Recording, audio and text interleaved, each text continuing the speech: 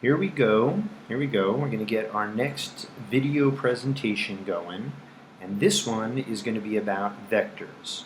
Now, vectors are basically arrows to start off with, arrows with meaning. So there's an arrow, which we haven't given too much meaning to, but look at that arrow. Look at it go. Okay, very nice. Okay. Well, how about you draw an arrow, right? You've seen them all your lives. Draw an arrow in your notebook. And think about that arrow. We're going to be drawing a lot of arrows when we're talking about vectors. So you could ask yourself how long that arrow is, and you could even measure it. You could measure this arrow and you could say it was however many centimeters long it might be. And all it is at that point is an arrow that's a certain number of centimeters long. But if you add to that business of the arrow a scale, and if you say 1 centimeter equals 20 miles, let's say, then you have an arrow that represents something totally different. And there's going to be some significance in this, of course, and you probably already know the idea how a scale can be useful. So, what about it? How could this be useful? Well, you're probably already thinking about the idea of maps. This is a map of the entire world. It is a scale model diagram. The world is not that small. Alright, well, the tri-state area is also not that small, but scale model diagrams are very useful in the idea of maps, right? There's Lower Manhattan and Midtown Manhattan, and it's a scale model diagram. Give you an idea of getting around that great city.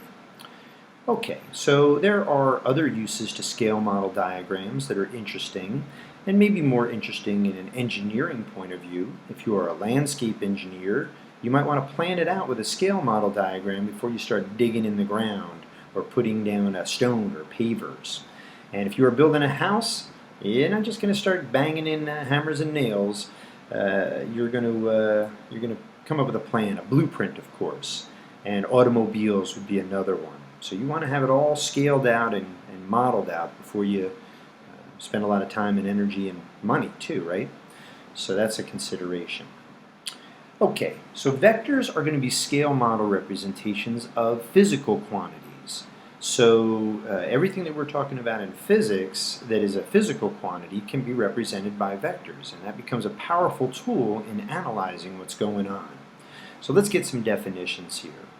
Vectors have a size to them, call that magnitude, and they also have direction to them. So there's a magnitude and a direction. If you just have a magnitude, you have a scalar. That's going to be about it. If I say 50 meters, that would be a scalar. But if I say 50 meters to the east, now I've got a vector, and I can represent that with an arrow. Because arrows also have a size to them, the length, and they have a definite direction that they point in. So that's why it's useful. In directions, one way to talk about directions is north, south, east, and west. We could talk about the lines in between north and east, or the line in between, directly in between north and east, and we would call that northeast. And the line directly between south and east, we would call southeast. So north, south, east, and west are a very convenient way of talking about direction and commonly used. We have also, with direction, been using the idea of positives and negatives, like our number line, or like graphing, and we've already talked about that in terms of displacement or in terms of velocity. So we're going to continue to do the idea of positive and negative as well to indicate direction. Okay, so northeast, southeast, northwest, southwest, that's going to be our shorthand way of representing those directions that are directly in between north and east, or south and east, and so on. Now, we don't want to limit ourselves to those 8 directions. We want to be able to go out in any direction at all. And we measure these in degrees. And when you're working on these areas, you need to be in degree mode when we're talking about degrees. So, we want to represent in any direction that we want to talk about, but we have to agree on the language that we're going to use. So the common way that we're going to use in physics here is we're going to have a symbolism similar to this one here. So 30 degrees north of east. Well, what does that mean, 30 degrees north of east?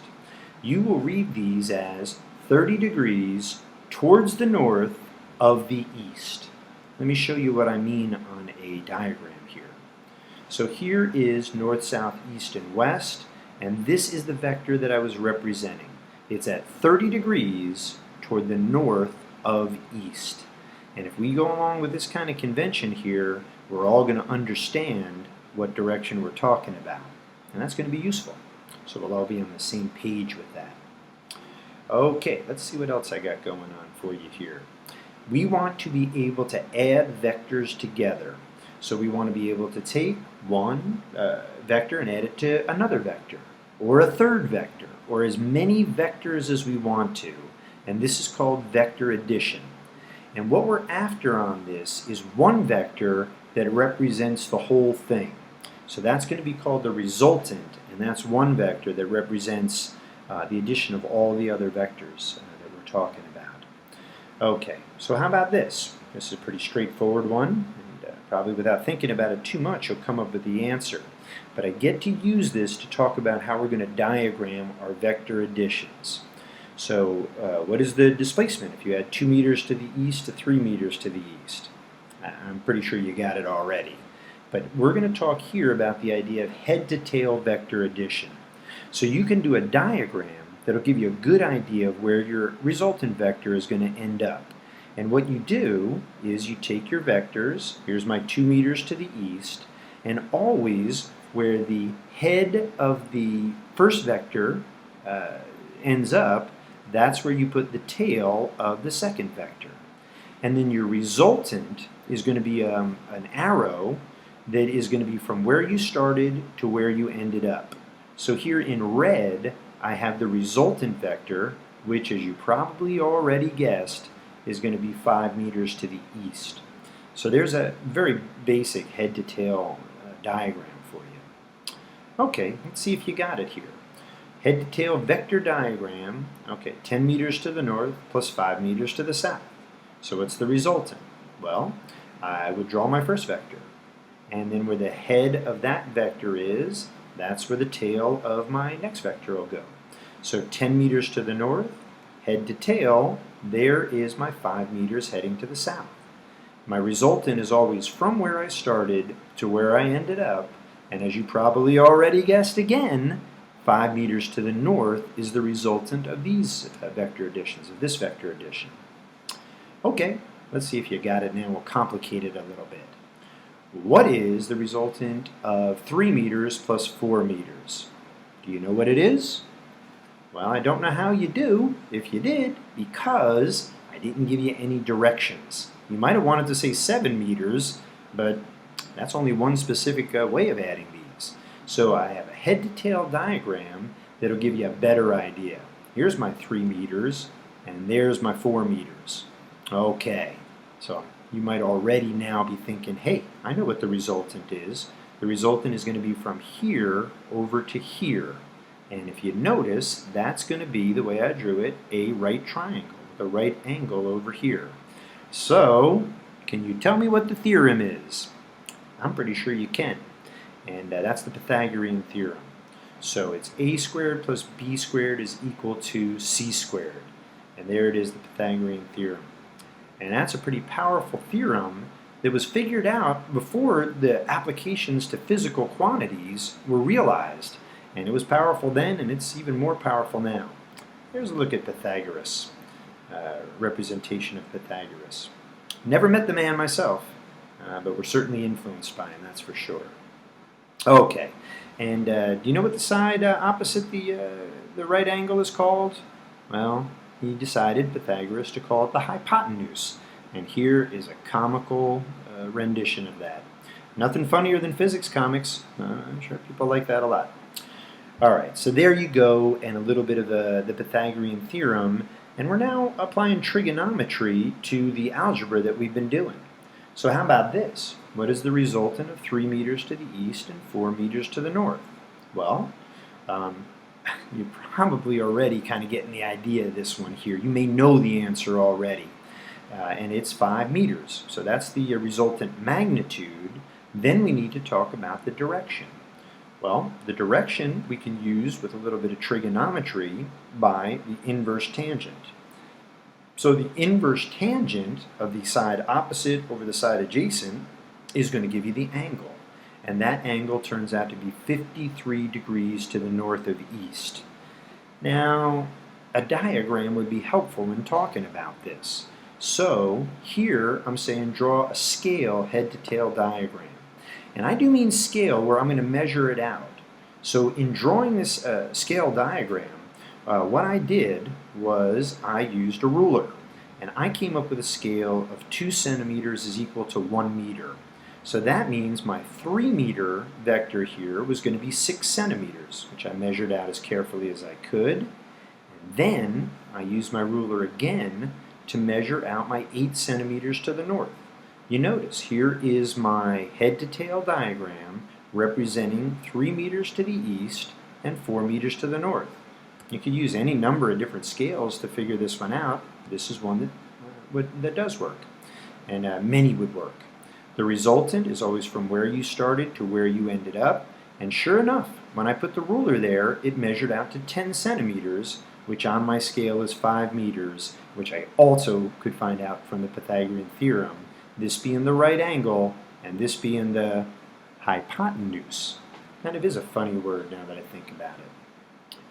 Okay, so that's the idea of that, and here's the idea of the inverse tangent. The tangent is the opposite side, there's my opposite side, opposite the angle, and here's my adjacent side. So it's 4 divided by 3 to get me my answer, and that was my 53 degrees, which is toward the north of east. So 53 degrees north of east is my answer there, using the Pythagorean Theorem. Okay, so what are some real-world applications of vector addition?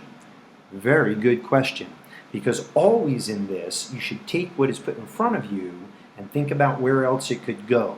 And I think that's really the powerful way of looking at all this stuff with physics. All right, so GPS is certainly one where they could be looking at the idea of adding vectors that are going on, pretty powerful. I had a professor that had been in bombing runs in World War II, and he said something that stuck with me forever, and that was the idea of the pressure. We always talk about maybe, I feel pressure on a test, or I feel pressure on a quiz. And his statement was, you don't know what pressure is until there are bullets coming through the floor while you're trying to make the calculations. That kind of stuck with me. Because when you are on a bombing run, people on the ground, they don't want to be bombed. So they're going to do whatever they can. And he was doing vector addition with the changing forces of the weight. When you drop the bombs, that's different. When you burn the fuel, that's a different vector, a force vector of weight acting down. There's the wind speeds that are shifting on you and changing as you're going out and then coming back. And no calculators, no computers. That's pressure. So I didn't feel so bad about taking a test or a quiz after that. Although sometimes it did bother me a little bit, the less prepared I was. All right, well, we use it in weather forecasting also, so that's a pretty powerful way of doing it. And another thing, this represents here all the airplanes that are in the air at one time. Well, that's a lot of vectors to coordinate, because it's commonly known in physics, two masses can't occupy the same space at the same time, or everything comes crashing down. And I'm going to stop here for part 1, and then you can join me again for part 2 of vector addition.